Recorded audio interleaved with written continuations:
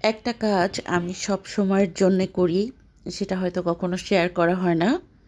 তো এই যে এখানে দুপুরে রান্নাবান্না করে ফেলছি। তো এখন যেটা করি, সবার আগে আমি খাবারটা সার্ভ করি আমার হাসব্যান্ডের জন্য। তাকে আমি সুন্দরভাবে খাবারটা প্রেজেন্ট করি।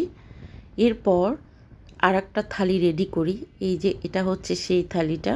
এইটা আমি রেডি করি আমার বাসায় যে সিকিউরিটি দুজন আছেন, যেদিন যে থাকে তার ভাগ্যেই এটা হয়। কারণ সবসময়ের জন্যই মনে হয় আমার উপর তাদের হক আছে। তো আর আরেকটা ব্যাপার যেটা আমার মাকে দেখে আমি শিখেছি, আমার মা সবসময়ের জন্যই ভালো মন্দ রান্না করলে সবার আগে আমার বাবার জন্য তুলে রাখতেন, বা আমার বাবা যদি থাকতেন তাহলে তাকে প্রেজেন্ট করতেন। তারপর আমরা ভাই বোনরা খেতাম। তো আমি এটা মূলত আমার মায়ের কাছ থেকেই শিখেছি এবং সেভাবেই করি।